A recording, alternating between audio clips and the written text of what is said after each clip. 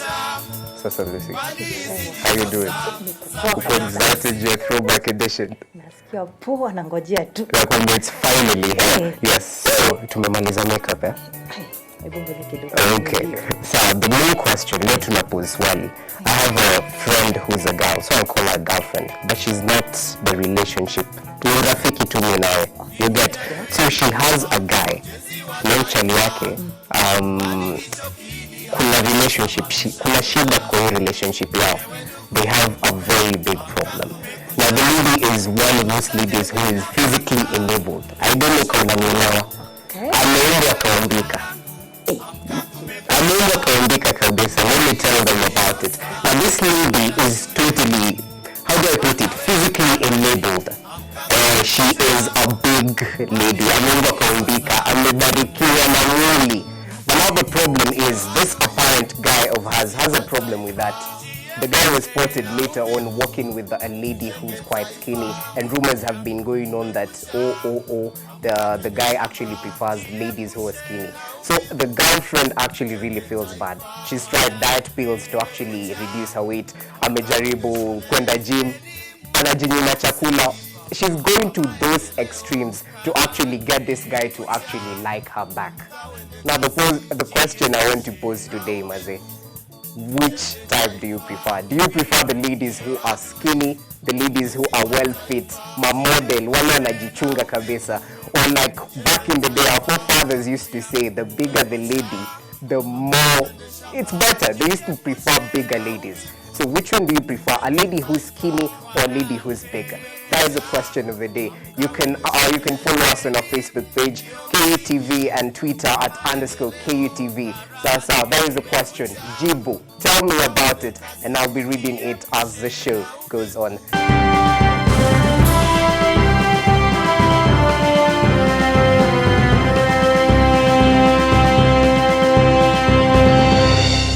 Right now we go to the news recap, and we'll start with the Coalition for Reforms and Democracy Code has suspended their every Monday anti-IEBC protest to create a room for what they call dialogue and peace. Addressing the media at their offices at Capitol Hill, Upper Hill, the management committee of the coalition led by Siaya Senator James Orengo and his counterpart Senator for Machakos Johnston Muthama asserted that they have constructed a committee to constitute dialogue with the government to find a way of ending the IEBC stalemate. The suspension on demonstration expires on Sunday, 5th June 2016, should they fail to agree on the issue.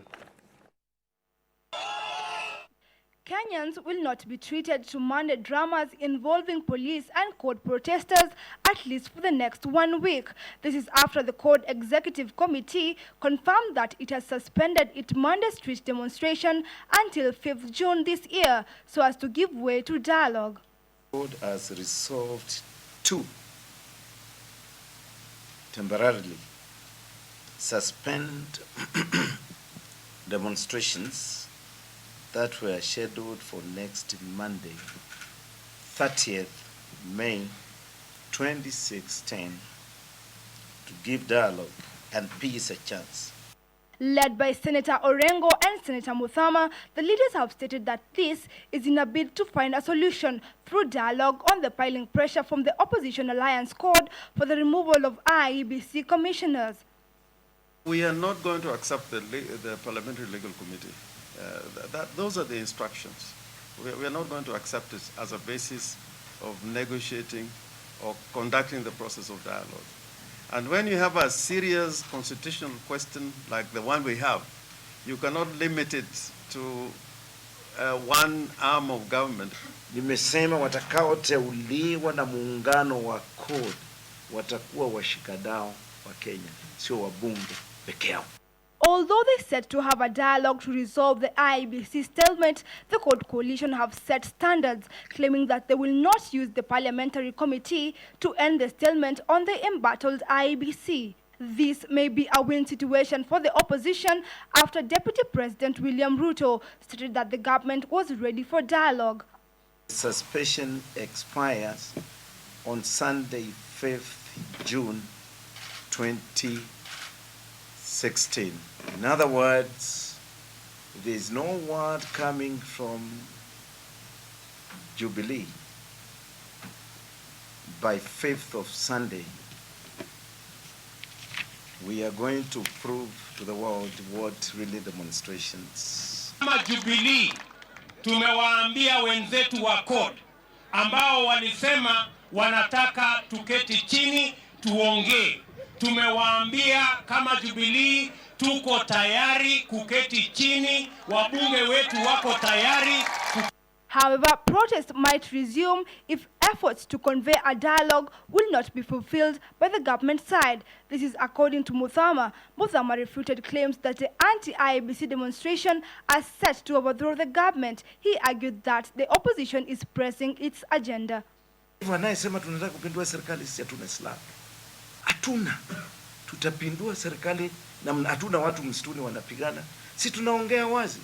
Recent demonstrations have witnessed violent scenes from the police, attracting public outcry, and human rights activists have condemned the police brutality that have seen lives lost. Religious organizations have pushed for dialogue, calling on the opposition to suspend street demonstration, and this might be what the opposition have done. The anti-IEBC protest has set shockwaves across the nation and its temperatures reaching to boiling point. And now the opposition alliance CORD has stated that it's ready to hold dialogue with the Jubilee government. But until one of the two political outfits blinks fast, the country is held hostage. Irene Mwangi, KUTV, Nairobi. Well, we surely hope the government and the opposition come to an understanding on this IEBC issue. Hatutaki shida in this country. Now moving on, the Coalition for Reforms and Democracy CORD has written to Nairobi County Police Commander notifying him of their plan to hold a public rally during Madaraka Day. In the letter dated May 23rd, 2016 and signed by CORD CEO Norman Magaya, the coalition said they have already secured Uhuru Park as the venue for their protest from Nairobi City County. The management committee led by Senator Orengo and Muthama state they want to dedicate that day in pursuit of peace, justice and dialogue with prayers for peace at the rally. On the same day, the Jubilee government will be holding Madaraka Day celebrations at Nyayo Stadium, Nairobi. We shall dedicate next week to the pursuit of peace, justice and dialogue with prayers for peace at Uhuru Park. Our supporters in the counties will hold similar prayers in churches, mosques, temples, and sanctuaries, with a specific appeal for peace and justice to prevail.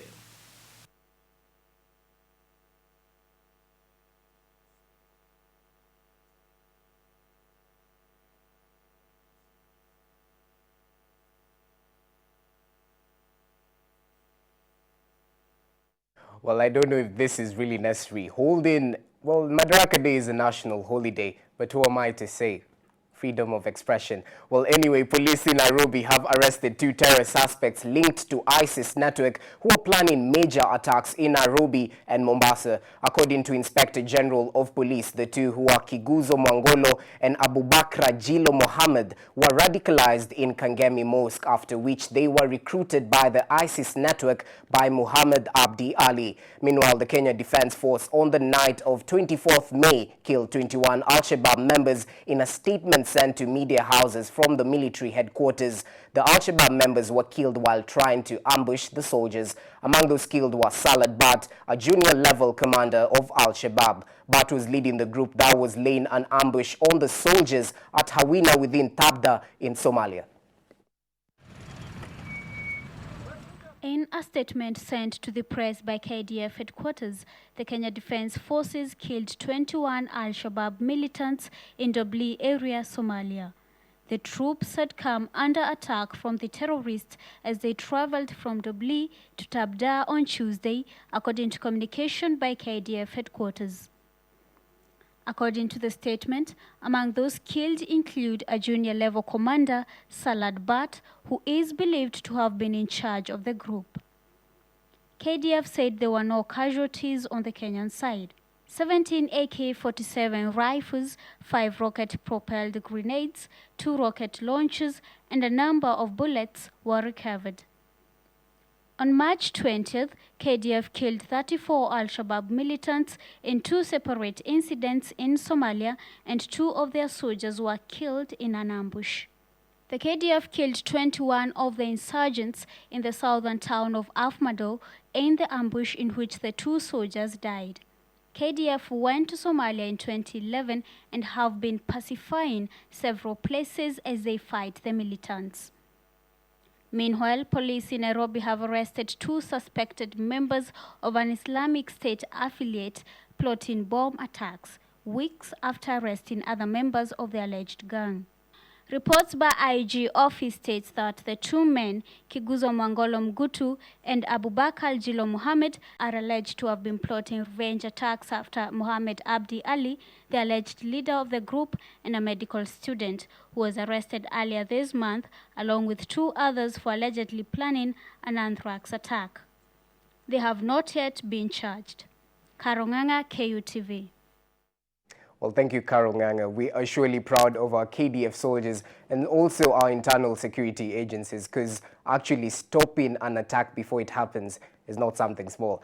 Now, moving on, a report by the Ethics and Anti-Corruption Commission, EACC, has revealed severe misappropriation of free primary education funds by the school heads. Speaking during the release of the report, EACC boss Halake Wako indicated that they have every intention of undertaking investigations and prosecuting head teachers who are involved in squandering free education funds and the funds allocated for purchase of textbooks in schools. In reaction to the reports by the EACC, Education Cabinet Secretary Dr. Fred Matiang'i recommended that future disbursement of funds to schools and procurement reports should be made public and accessible on the internet. The Cabinet Secretary also expressed his disappointment and disapproval with the obscene amounts pocketed by the principals.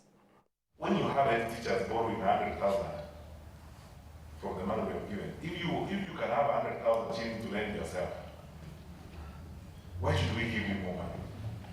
Honestly, do we have a shortage of resources? You have seen it. They have put it on the screen for us. They have seen it. Is that now a case for us to look for more money? You have enough money in the school to lend yourself 100,000. So, now moving on, the National Transport and Safety Authority, NTSA, has launched a curriculum for training of drivers and instructors. This comes after reports from the Ministry of Transport and Infrastructure indicated that an average of 3,000 people perish yearly due to road carnage. Drivers going through the new curriculum will be assured of licenses, quality training and qualifications to operate on our roads. Kenya has notably been on the spotlight for recording high number of road-related deaths in the sub-Sahara, a situation that has now prompted the National Transport and Safety Authority, NTSA, to start developing a curriculum to train drivers and their instructors on proper driving so as to reduce carnage and streamline the transport sector. Studies indicate that 80% of road traffic crashes are attributable to human error. The bulk of human error relates to the caliber of drivers who drive along our roads. NTSA Director General Francis Major, as well as the Transport Cabinet Secretary James Masharia, attributed the numbers to poor training and dubious means of acquiring driving licenses that later on result to loss of many lives on Kenyan roads. Over the years, Kenyan drivers have undergone poor training, obtaining licenses illegally without attending driving schools, disregard of existing laws, driving under influence of alcohol or substance abuse, and poor attitude. Traffic police will also undergo a refresher course to ensure that driving and transport sector in general runs smoothly, as well as being able to carry out proper and thorough investigations on drivers who violate traffic rules. The curriculum that we are launching today is a combination of work done by the government and various stakeholders for several years. It is a product of wide research which embraces regional and international best practices. The new curriculum is expected to streamline the chaotic transport sector as well as bring tremendous change that will reduce road carnage. Kelvin Ogome, KUTV.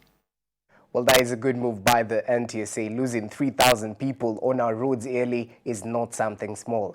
Now, moving on, President Uhuru Kenyatta has cited Kenya's electricity initiative, last mile connectivity, that will help Kenya achieve 70% connectivity by December 2017 in a bid to prove that Africa's energy gaps will be bridged through practical solutions and not theories. This was during the Path to Universal Access to Energy in Africa by 2025 debate that was part of the African Development Bank's annual meeting in Lusaka, Zambia. Utilities is get access to. President Kenyatta says that Kenya scaled up its investment in green energy and focused on increasing energy production as a driver of industrialization that will create employment for the youth. However, currently only 16% of Africans are connected to power, and there can be no industrialization without it, and therefore no jobs. Clearly, a huge potential exists for investment in the energy sector. There is a huge potential that exists in Africa. And we would want to really see how we could leverage the African Development Bank to be able to get them to attract that additional capital that will be required to fill this gap. Akinwumi Adesina, President of the African Development Bank, states that the bank will invest $12 billion over the next 5 years in energy to ensure there is access to electricity for all Africans by 2025. As a continent, also need to be globally competitive. You're not going to be globally competitive if every single industry is going to be starting up and setting up its own power plant. We need to deal with the question of outages. And we're not going to deal with the question of outages without investing heavily in the main infrastructure. The Kenyan government has implemented reforms to enable private sectors to invest and participate in increasing Kenya's energy generation, as currently 30% of Kenya's power generation is done by the private sector. He also emphasized the need for interconnectivity to trade surpluses to those with deficit to reduce instances of a country enjoying energy surplus while its neighbor is in deficit. Because of the reforms that we did in the sector, we established a proper regulatory body that encouraged transparency in terms of the offtake agreements so that there is open and clear transparency. With Kenya overcoming its energy deficit by raising geothermal and other renewable energy to more than 2/3 of the entire supply, Bloomberg New Energy Finance last year ranked Kenya among the top 10 countries in the world that have made significant investments in renewable energy. The country now has a good margin of reserve energy, as the government has increased power generation and there is a demand of 1,585 megawatts. This was as of January 2016, against a production capacity of 2,319 megawatts. Amanda Moniki, KUTV. Now, gender has long been recognized as important within environmental issues, but there has been considerable debate over how to conceptualize the gender-environment nexus. As feminists and conservationists say, the rising around women and gender has changed. So have conceptualizations about gender and environment, leading to a key debate within ecofeminism and related literatures about whether there is an essential or contingent relationship between women and natural environment. Here is Anne Masharia with more details. Around the world, environmental conditions impact the lives of women and men in different ways as a result of existing inequalities. Gender roles often create differences in the ways men and women act in relation to the environment and in the ways men and women are enabled or prevented from acting as agents of environmental change. RED Plus is looking at a number of different actions that make up this thing called RED Plus. On the ground, it could be reforestation, it could be forest conservation, but a big key part of RED Plus is sustainable forest management and clear tenure. The second United Nations Environmental Assembly panel of experts say women and men alike have an important role to play in moving towards environmental sustainability. Recognizing women as a part of solution is therefore not only a human right in itself, but also provides a unique opportunity to address the often deep-rooted inequalities in the society that impact negatively on the urban and rural environments. Environmental policies, programs and finance therefore should incorporate and benefit from this know-how while also supporting women as they face today's unprecedented environmental challenges. Given the requisite tools and support, women are a driving force for a new model for growth which is both more equitable and sustainable. Anne Masharia for KUTV. Well, women are surely a driving force in this country and in the whole world. Now, Parliament is expected to hold a special sitting today to approve the amendments to the anti-doping law to align itself to the WADA laws. The anti-doping legislation was passed and assented into law by the President, but was rejected by the World Anti-Doping Agency, WADA. Now, as a result, the government moved to suspend the local anti-doping body, ADAC, days after WADA declared Kenya as non-compliant. The anti-doping law has been giving Kenyans sleepless nights. This is after it was rejected by the World Anti-Doping Agency and Kenya tagged as non-compliant by the no-nonsense global anti-doping body. This was partly because certain laws were not consistent with the World Anti-Doping Code and that presence of government officials in the Anti-Doping Agency of Kenya was also a contributing factor to the declaration. This declaration prompted Sports Minister Hassan Wario and his Foreign Affairs counterpart Amina Mohamed to travel to Canada to convince the World Anti-Doping Body that the law will be reviewed to comply. During that meeting, WADA's Director General David Howman had told the Kenyan delegation that, and I quote, "If the laws are amended as agreed today, I have no doubt that WADA's Compliance Review Committee would recommend that the Foundation Board revoke ADAC's non-compliance status. I am confident that this can be done very quickly." End of quote. On return from Canada, the Kenyan delegation confirmed that, and I quote, "Both teams agreed that Kenya is well on the way to full compliance with the code, subject to the changes that need to be made to the Kenya Anti-Doping Act." End of quote. However, this issue risks to be politicized and in effect, WADA may act otherwise. On Monday, leader of majority Aden Duale had insinuated that the World Anti-Doping Body was trying to use the bill to lock Kenya out of the Rio Olympics. Wale wanataka kubagua Kenya kutoka athletics wasitumie ukosefu ya hiyo sheria kufungia mlango wale wa Kenya ambao wameleta sifa nyingi kwa nchi yetu. Speaker of the National Assembly, Justin Muturi, has recalled the members of the National Assembly from their one-month break to make amendments to the bill. To show the country's commitment, the Speaker waived the 6-month requirement within which an act can be reviewed by Parliament. The special sitting will take place tomorrow at 9:30 a.m. and 2:30 p.m. with the Leader of Majority in Parliament, Aden Duale, expressing his faith the bill will be amended. Lakini shida ilitokea upande ya wizara ya michezo. Nafikiri hawakufanya hiyo sheria sawa na ile ya kimataifa.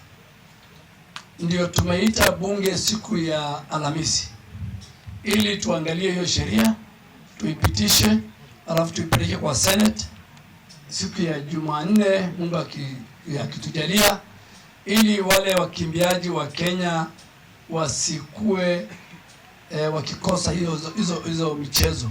The amended clauses will be presented to Parliament on Thursday for debate, after which it will be presented to the President for assent and then presented to WADA. However, WADA has not given Kenya a specific deadline within which to comply, something that creates suspense in Kenyans' compliance chances.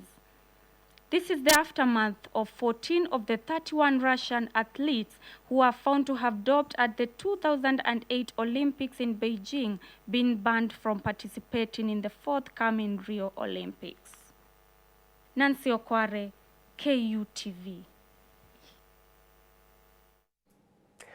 Well, before I go on, I'd like to tell you we have a boneless man in studio.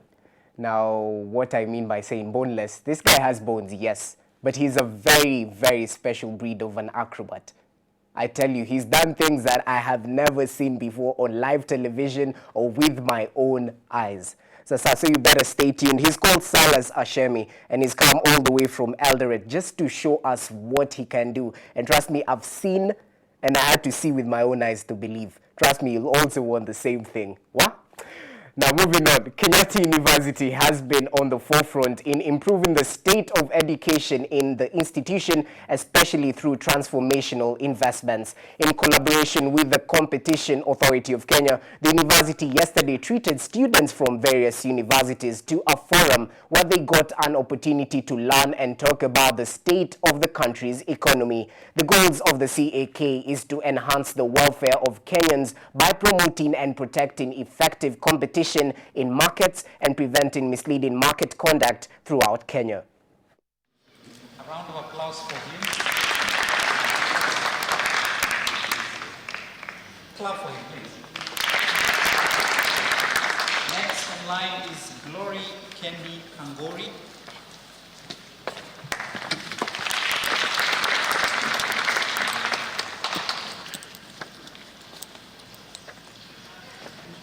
Let's clap for her.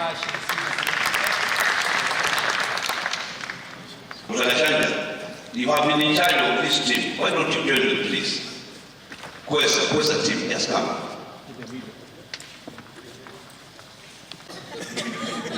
I want it. Okay. Thank you. Well, KU TV, remember this is the morning show and it's called Rise Today, Throwback Thursday edition. Sawa. Right now we take a very short break.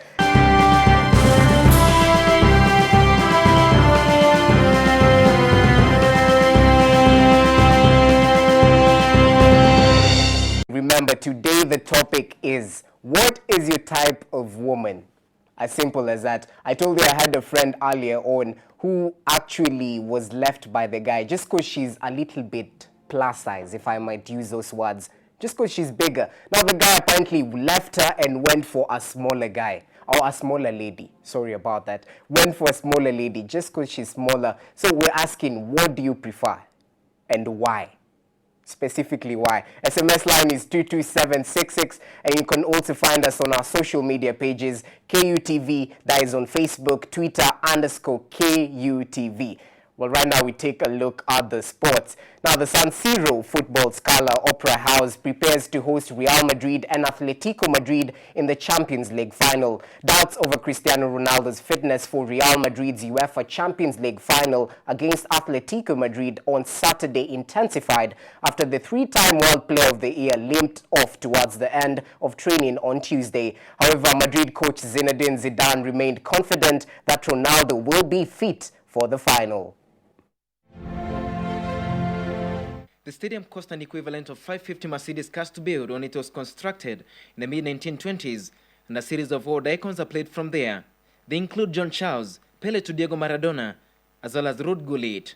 Fierce rivals AC Milan and Inter Milan have been the shared tenants of the iconic stadium since the 1940s, playing a central role in 1990 World Cup. Bob Marley played his first ever concert in Italy in the San Siro, the venue for the weekend's Champions League final. For the second time in history, Real Madrid will face off Atletico Madrid in a Madrid final. Casillas started to come. And is it? The Diego Simon side defeated German giants Bayern Munich in the semi-finals, creeping through a crucial away victory by Antoine Griezmann goal. Worse in the corner for Atletico, but it didn't have enough pace on it. You think of Ronaldo's free kicks, usually they have that Real Madrid overcame Man City, scoring one goal by Gareth Bale. Atletico would be counting on Antoine Griezmann, who has netted 75 La Liga goals in his career, including the decisive one to these finals. Sosa takes Casillas. Real Madrid, on the other hand, will be looking forward to having Cristiano return for these finals. Diego Simeone is deeming that Cristiano will not be a threat to them and will be putting great emphasis on Karim Benzema as well as Gareth Bale. Kome Kazungu, reporting for KUTV. Well, the UEFA Champions League is totally a game to watch out for. I know people would really be betting on that game. My advice, go with Real Madrid. I don't know why. Well, anyway, before we go to a short music break by Les Wanyika, Throwback Kabisa, well, I want to take this opportunity to give you a teaser. Well, in the show, we'll have a section dubbed Spotlight 2017, and it will be hosted by the one and the only Maggie Njuki. Nakwambia brown skin murder. I tell you, the lady will come here and she has appropriate questions. Don't look at her and get confused. Listen to what she is telling you. Sawa, she's a very good friend of mine and she will be coming here to put someone on the spotlight. Stay tuned to find out who will be in studio today.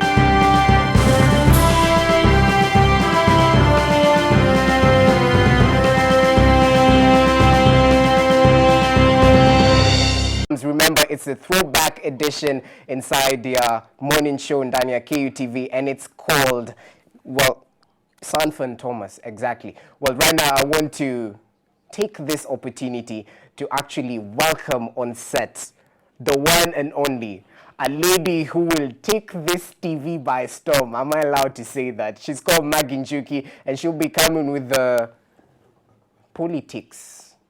So, Maggie, what's up? How you doing? Like you're just going to call me on set like that? Yeah, come in. Like unanita okay. Need drum rolls or anything? Something like that. Okay. Like that, so let's do this. Drum rolls. I'm about to make it big. I'm about to bring in studio the one, the only Maggie Njuki, all the way from, where do you come from? Enough now. I'm good. No, say. I'm good. Okay, all the way from Rwanda. Yeah, I'm good. Okay. Just a question. Were you born when those songs were being Yes, released? I was already existing. Sanford Thomas used to be. Existing and being born are two very different things. That is why I chose the word existing. Clever guy. But you're trying to... Clever guy. Were you there? Of course I was. Oh my God. Jesse. And I can't tell. I am a throwback myself. Maggie, what's the secret? I We am need a to know why you look this young. Genes, they say.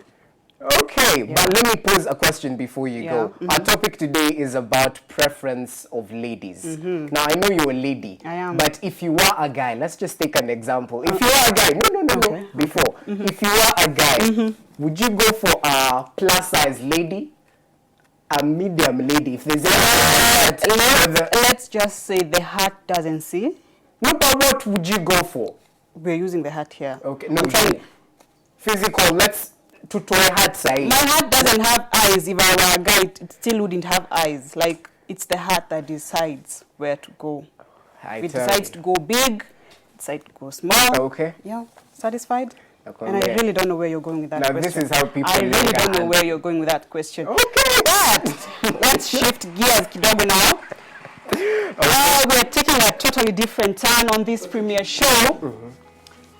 On this premiere show that will be highlighting the journey towards the next general election, and more so the youth and leadership. The youth are now better informed, and we will be engaging each other in discussions that will steer change in our country, change that is highly yearned for. We will question the agenda of the current and as well as the aspiring leaders in the hope of getting it right this time round.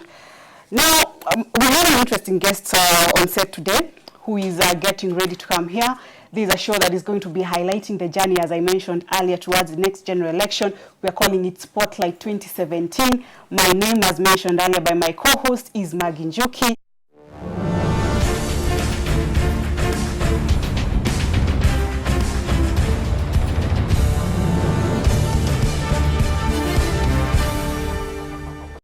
Karibu on set. Thank you, Maggie. Karibu to KUTV. Thank you very much. A beautiful studio you have here. Thank you. If you could start maybe by introducing yourself to our audience. My name is Mwendani of Franklin. Yeah. I also go by that name, Jiro. And I am a policy consultant, a graduate of KU Graduate School. So I'm very glad that I'm back to my alma mater. Thank you. And I see there's a new development, really good development, because the time that I was here, between 2002 and 2005, really didn't have KUTV. So the moment I got this call that I should be joining you, I was really humbled for this particular opportunity. We're glad to have you here. Thank you very much. You feel at home. Now, right into it. Who is Franklin Mwendani? Where did Franklin, I know you mentioned you went to school here, but we would love to know where was he born, where did he go to school, up to now that he's vying. Thank you very much. Thank you really much. Mine is not a really long life. I know we have been throwing back several years since morning. After it's at TBT. It's a throwback. And let me say that my life has been a roller coaster. Too many events in between. I was born in the regions of in the plains of Mount Kenya. I've lived half my life in Nairobi. I've lived my half education life in upcountry. I went to a boarding school in the foothills of Mount Kenya, Kubu Memorial Boarding School. I also went to Kangaroo School. That's where my grandmother comes from.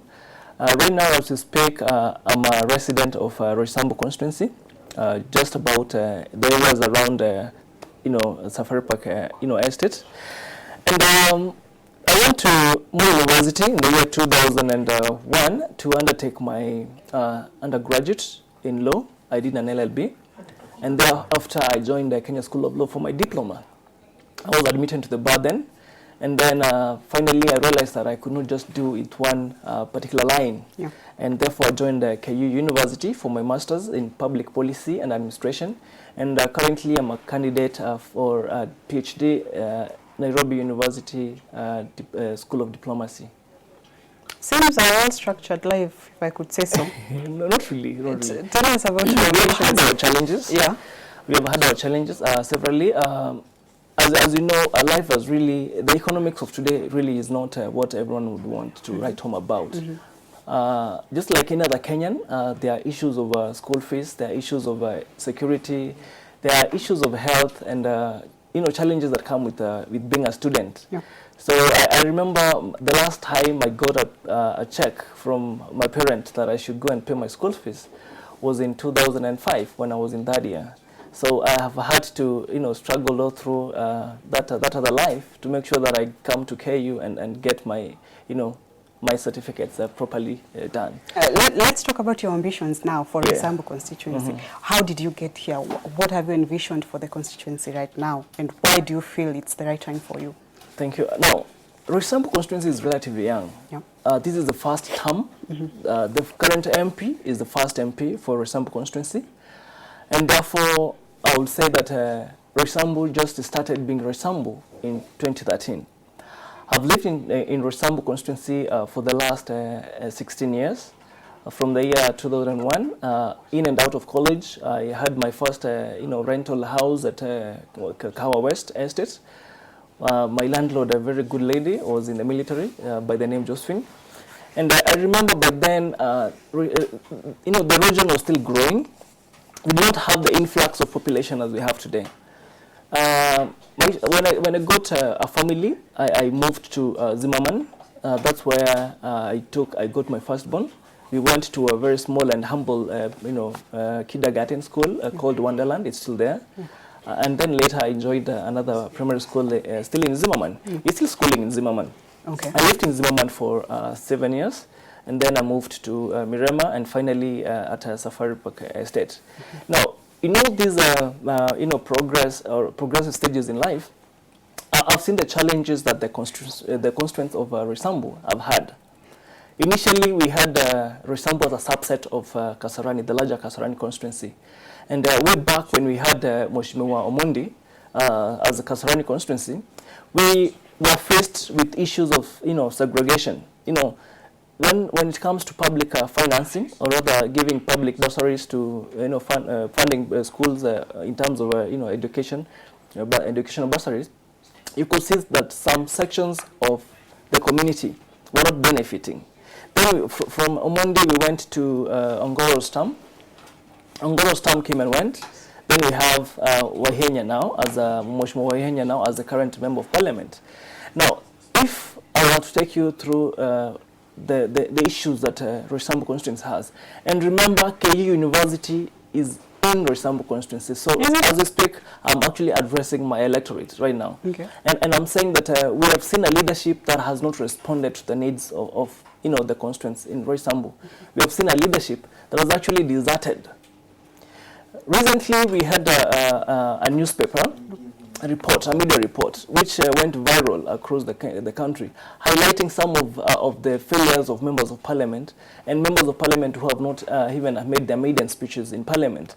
That tells you that Roysambu, we are really suffering, because if you have a representative who really cannot speak for you in parliament, and that is the core mandate.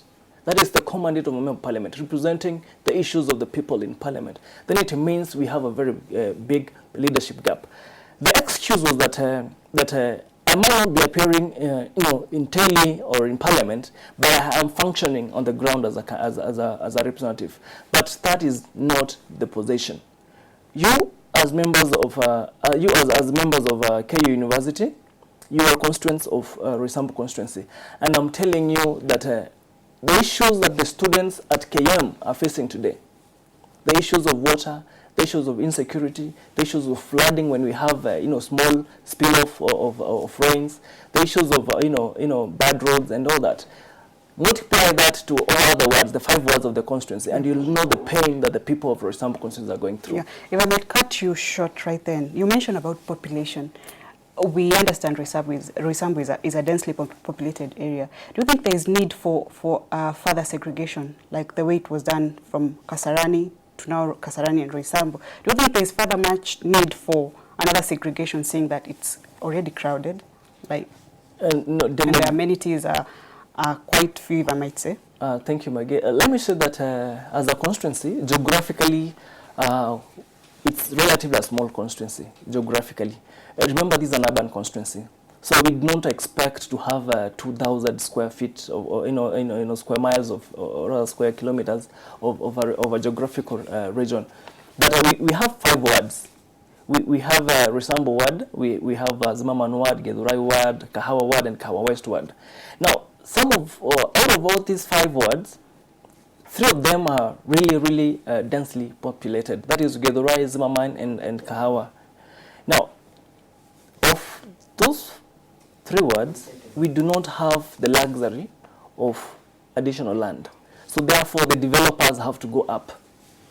And considering that we only have 18 polling stations in the whole constituency, I still think that we are comfortable within the region that we are. We don't need to segregate further. Remember, the constitution also does not allow us to just haphazardly break regions and create new boundaries. We are stuck with what we have for the last several years and for the next 3 years, because the constitution provides that between any demarcation in terms of boundaries and regional representation has to happen between 5 and 8 years. So we are still within that 5-year space of implementing the current constitution. So we are stuck with this term, and we need to remain as we are.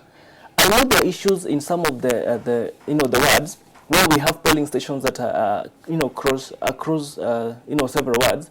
For instance, we have Githurai and Kahawa, which some section there will be a dispute between boundaries in terms of representation, because some of the people that are in Kahawa would go to vote in Githurai, and I know I've heard their sentiments already, and I've already spoken to IBC, and I'm sure soon enough we shall have a proper response for some of those concerns. Okay, you mentioned issues, and there are a lot I could mention. If I start with security, I would say the densely populated factor. If I could go to health, I could mention Mugwa Wairimu. If I go to housing, I could mention the recent Huruma tragedy. Sure. What are the issues bedeviling Roysambu constituency as it is? No, Roysambu is facing as many issues as any other constituency in this nation would have in relation to general issues that come with societal challenges, including corruption.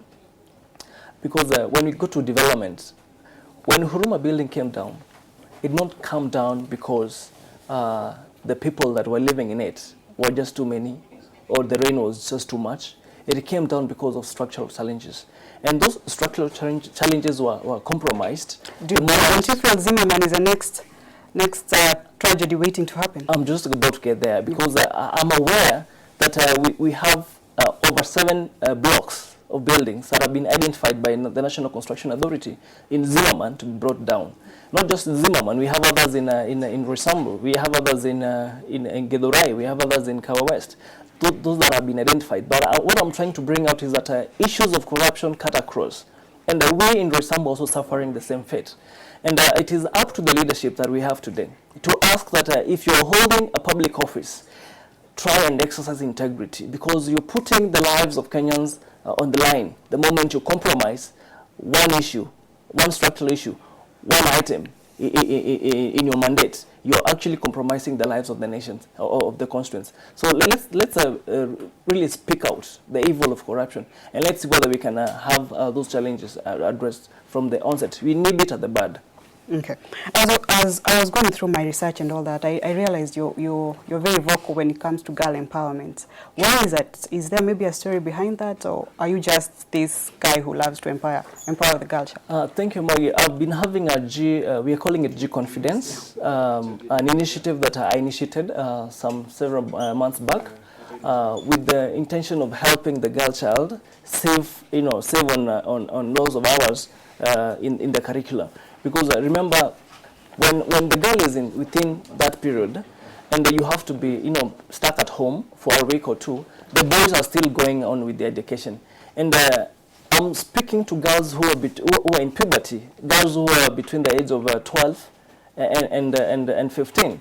Remember, some of these girls are having their menses at the first time. I may not be the right person really to speak about menses, but let me say that as a leader, I've been concerned with the many girls, the girl child that we have in my slums, because we have areas that are really needy in Roysambu constituency. I've been able to visit 10 of the public schools already. I've been able to sit with over 2,000 young girls, and I bring on board experts who have been able to speak to them, educate them on how to handle that period, how to keep hygienic, how to keep sanitary environment, to manage environment in terms of dispose of those sanitary wares. Mm-hmm. And I want to say that my passion is not really about the girl child per se, but it's about the community.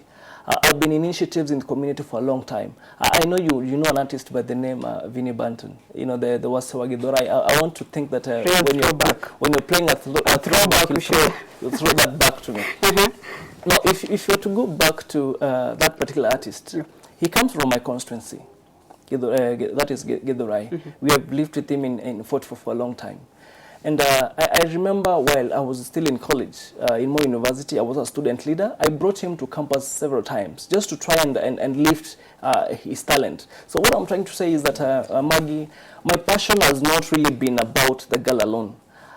In the near future, I'm starting another program. We're calling it EDGE. We're intending to empower the boy child, because we have also realized that the boy has been neglected, not only by the system, but even by those people who are passionate about change. They have invested so much in the girl and forgotten the boy child. So in the next 1 month, I may be inviting you to come and also give a talk to some of those young boys who are growing in my constituency, to make sure that they also feel the presence and mentorship that is required in terms of growth and development. Yeah, I'd be honored, Franklin. Mm-hmm. Now, if we could address current affairs, the trending topic as it is, IEBC, in your capacity as a lawyer, what do you think is the issue besieging the IEBC, and what's the way forward?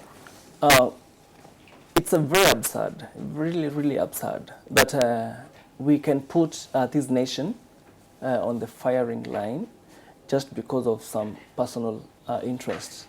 I'm saddened by the fact that we have lost lives in the last few days because of that same interest.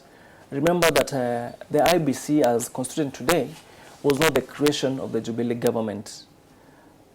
That was the creation of the coalition government, in which the practitioners and the politicians in CORD, as we speak today, were equal members in the coalition government.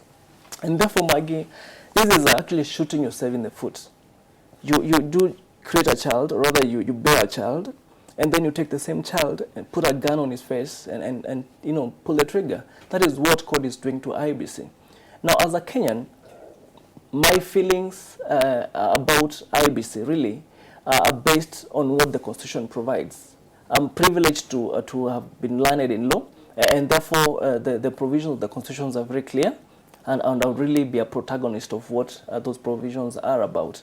And I want to tell Kenyans that for the last 4 years, since the year 2014, CORD has been the beneficiary of the creation, of the operations of IBC in all the by-elections we have held.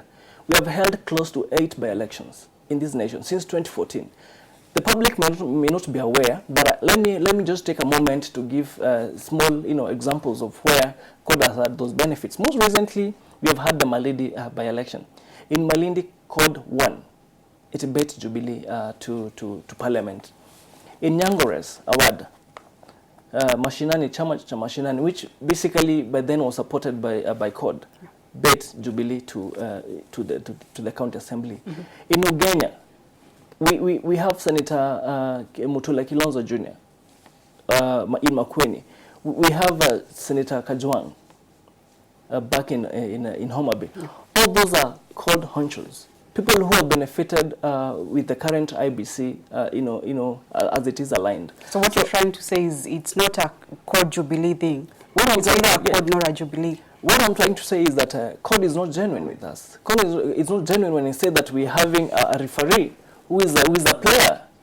Because if you're having a referee who is a player and who is being controlled by the current government, it only means that all those by-elections we have had, Jubilee will be taking it. We lost Kajiado to CORD, remember? We've only had 2 by-elections that Jubilee has won. That is Kabete, and the circumstances in Kabete really could not have allowed us to lose that position. Kabete and Kericho.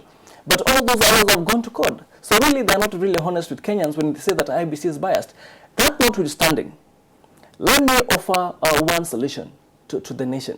That dialogue that CORD is asking for is not dialogue meant to restructure IBC as it is, but it is dialogue that is intended to generate and expand their political space as CORD, as the opposition. Remember, they've been asking for dialogue since 2013. Mheshimiwa Raila left the nation. He went out of the country for several months. He came back with a lot of uproar. There was a big rally at Uhuru Park.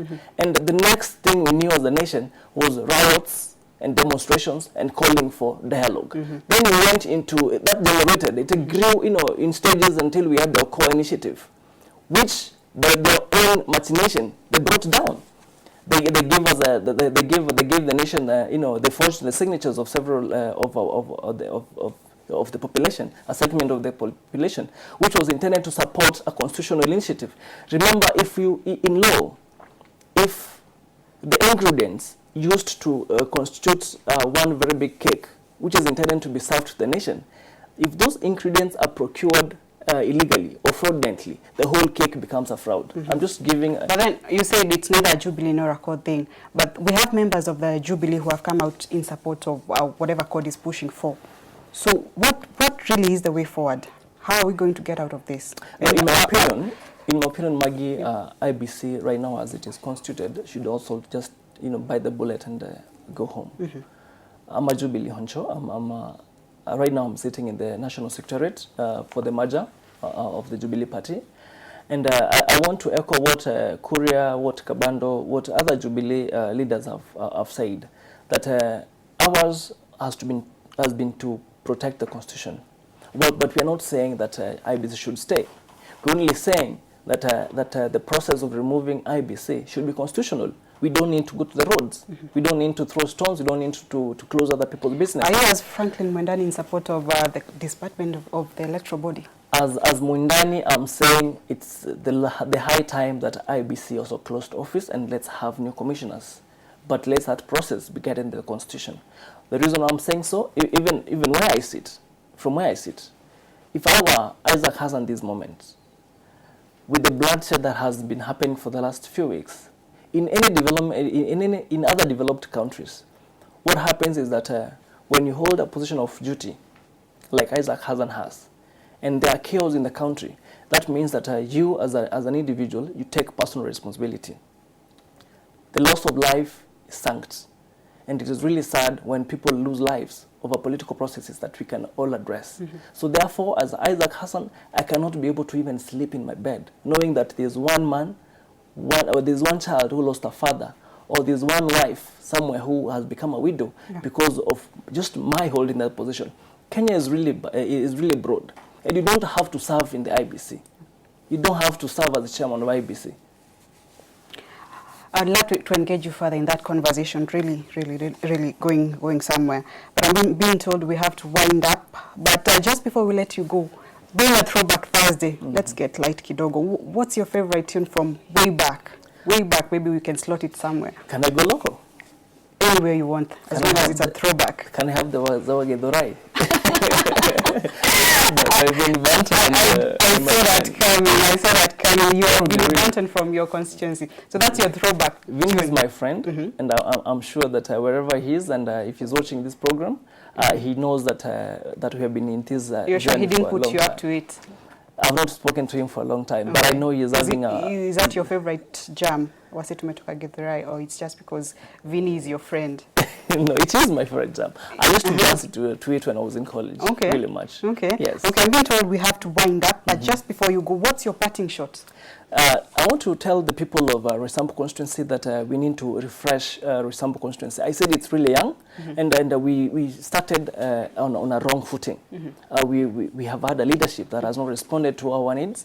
We still have the same problems that we had before the election, and I'm offering myself to the people of Roysambu constituency, asking them that they need to press wherever they are, just press refresh. My name is Mwendani, and I'm calling myself Fresh because I want to give Roysambu constituency a fresh start. I want to give to freshen up sports. I want to freshen up the art industry. I want to freshen up health facilities. I want to freshen up schools, and I'm giving myself to them, not just as a young person, but also a passionate leader who is here to serve and not just be seen. Thank you very much. Thank you so much for gracing our studios this morning. You had it, viewers. The keyword here is fresh. You can engage him on Twitter, Facebook, and Instagram, I believe.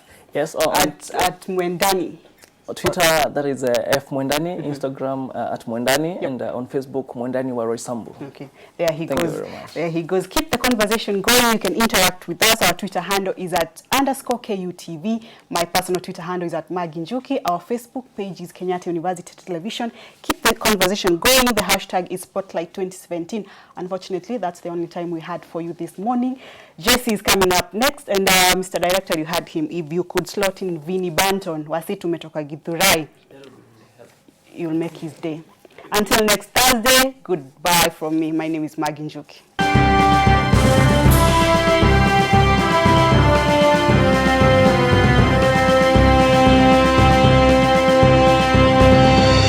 It's the throwback edition up on Dania Rise today, only on KUTV.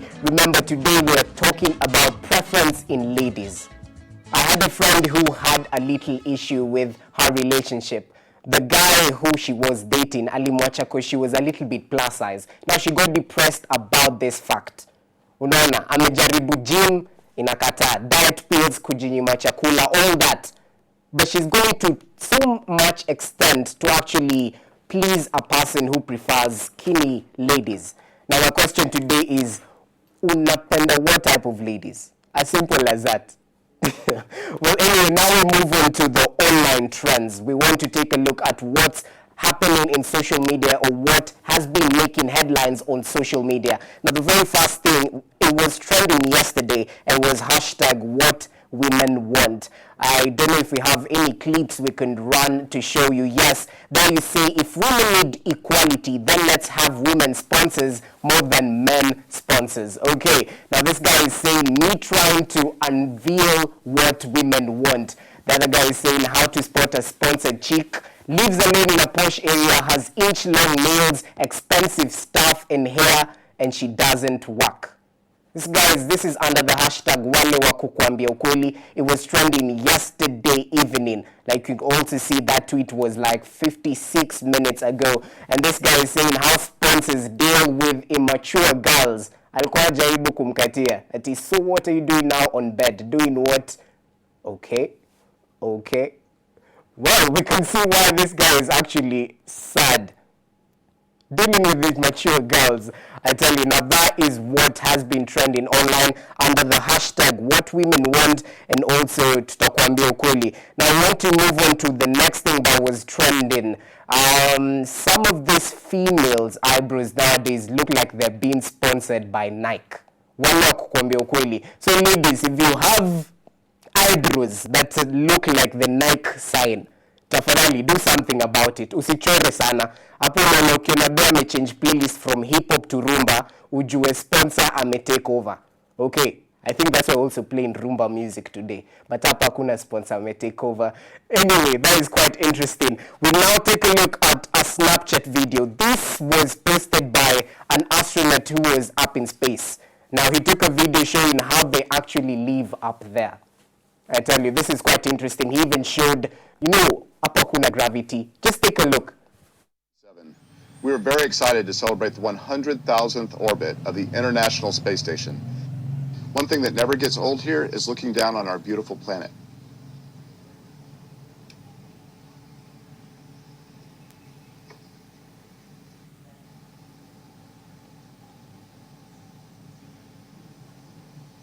Reporting from Mission Control Houston, the International Space Station has orbited the Earth 100,000 times since the first module was launched in 1998.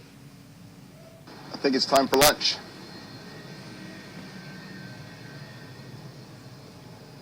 This is our galley table on the space station. It's where we have our meals. And we use tape to stick down everything for our meals because otherwise it would float off. Put a little honey on my tortilla.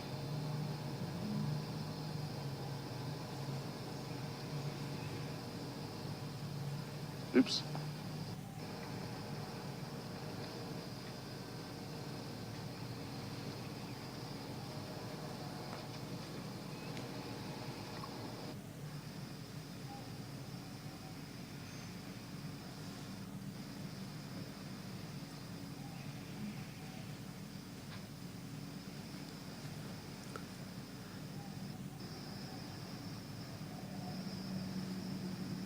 These are our gloves. They protect our hands and they allow us to work really hard outside. Our Soyuz vehicle that brought us here safely a few months ago and will take us home safely in a few weeks. We're currently packing up, getting it ready to go home.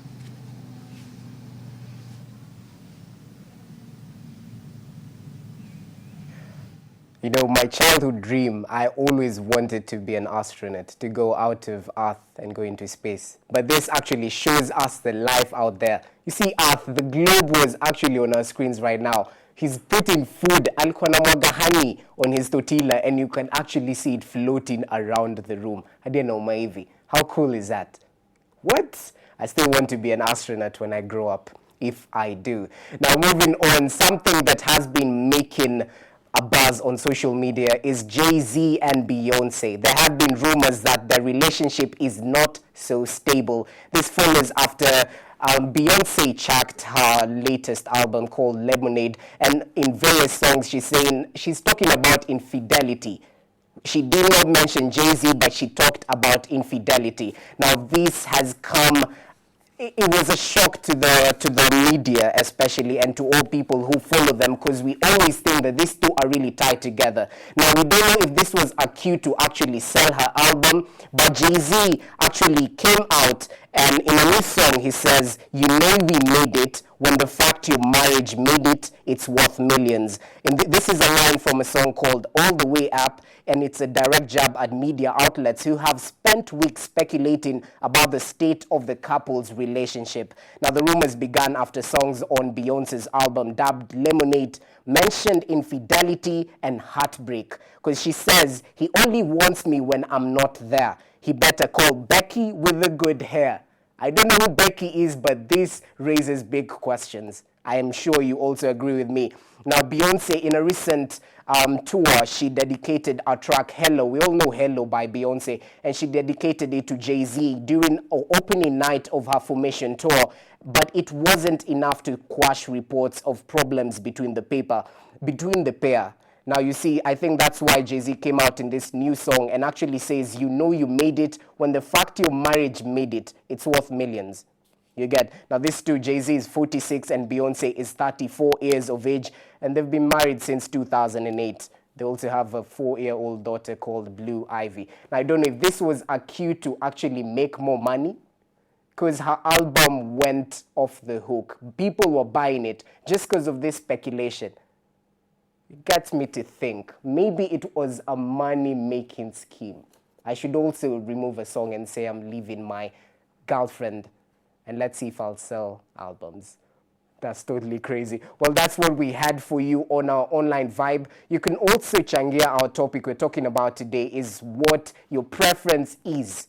What type of ladies do you like? Because I told you earlier today, I had a girlfriend, a girl who's a friend, who actually was left because the guy preferred skinny ladies and she was plus size. So we ask you, is there a problem with being plus size? Is there a problem with being skinny? Should the guy like you just the way you are? What is your preference? The SMS line is 22766, or you can also get us on social media, Twitter _KUTV, Facebook KUTV, or my personal handle, Twitter @Jesse_RogersJR, or Facebook Jesse Rogers JR. Well, we are about to have a very phenomenal person in studio. Okay, so I think we should go for a very short music break before I actually introduce him on set. This guy is boneless. And mind you, when I say boneless, I mean exactly what I say. The acrobatic moves he can actually do, out of this world. I don't know if he'll challenge me to try and do what he does, but I'll think about it. Stay with us.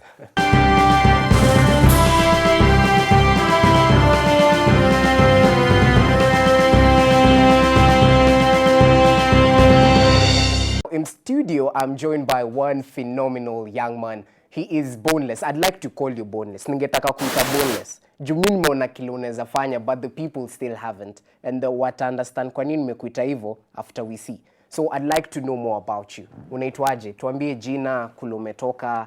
Jina naitwa Ashema Silas. Okay. Kwa sasa nakaa Eldoret lakini nyumbani penyewe kutoka Vihiga district. Vihiga district. So acrobatics ulianza lini? When did you start? Nilianza bado mdogo. Nilianza bado ngali shuleni. So ushajiuliza ukifanya hizi stunts? Never. Mifupa uko nazo, si ndio? Ndio. I'm trying to understand. Juu mimi sijaona mtu akifanya hivi and it's really cool. Ulianza ukiwa mdogo kabisa shuleni, primary school, secondary school, wapi? Nilianza bado kwa primary. Kisha kufika secondary nilifanya 2 KCP. Ulifanya 2 KCP na ndio ukaanzia hapo. Wazazi wako walikuwa sawa kabisa nayo? Walikuwa encourage uendelee acrobats ama vipi? Sasa hii ndiye Mungu alisaidia nayo. Sababu mama yangu alikufa kama bado sijaanza, alikuwa kama bado niko class 5. Okay, pole sana. Lakini baba anajua hiyo ndio kazi yangu. Anajua ndio kazi yako. And umekuwa ukipata pesa kwa hiyo nini kabisa? Sasa natembea sehemu mbalimbali nikisikia kama kuna sherehe mahali fulani naenda kwa hapo. Sasa I want us to see what this guy can actually do right about now. But we'll take a very short music break before we actually see his talent. Sasa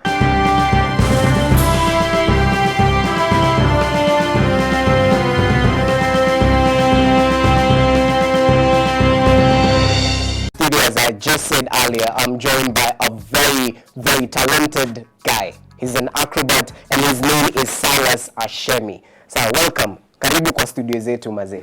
Yes, niko. So tunajua unaitwa Silas Ashemi. Tell us, umetoka eneo gani ya hii nchi?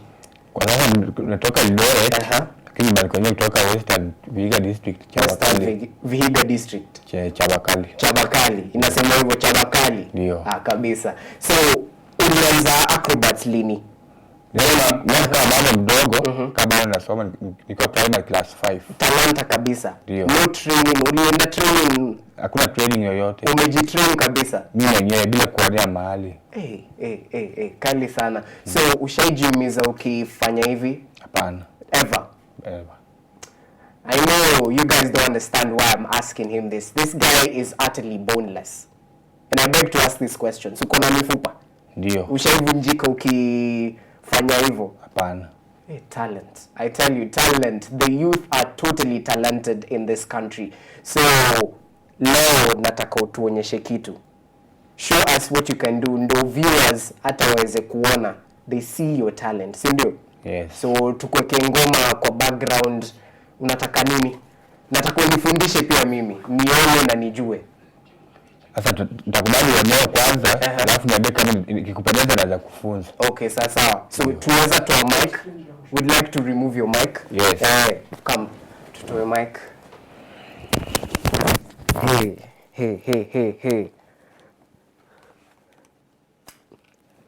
A totally talented guy. Now let's see what he has to offer. Oh.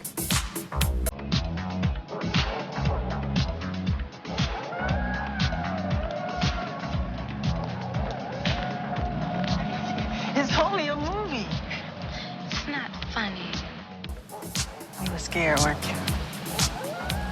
I wasn't that scared.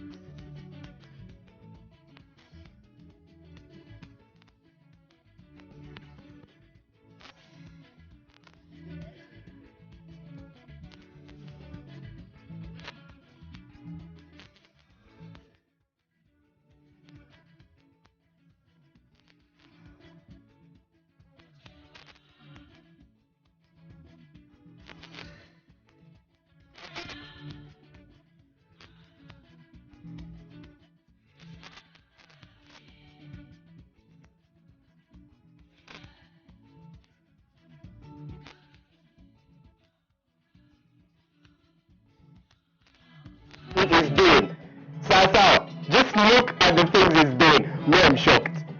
Haujai ni unasema hivyo? What? Okay, ya mwisho.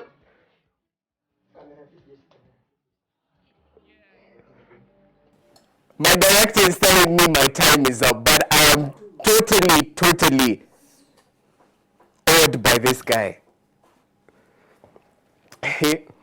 I'm lost for words. He's still going on.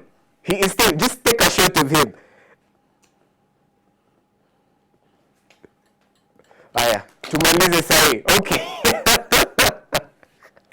Well, there you have it. Today was throwback edition upon the KUTV. It's called Rise Today, and we're always on the screen from 7 a.m. to 9 a.m. Today we're in studio with the boneless guy. I will call him that because the things he's doing right here, I can't try. Hivyo siwezi jaribu, nitajiumiza, si ndio? Nitajiumiza, siwezi jaribu hata. But thank you so much for watching. My name was Jesse Rogers. I hope you've enjoyed yourself. Tumesikia Les Wanyika, tumesikia Marine Commandos, all this throwback. How the 50 Cent came up? What you talking about? Well, anyway, thank you so much for tuning in. Enjoy the rest of your viewing. Remember, tomorrow 7 a.m. to 9 a.m. ndani ya KUTV. It's still going on. Wacha show ishe ni jaribu. Bye, guys. Once more, once again.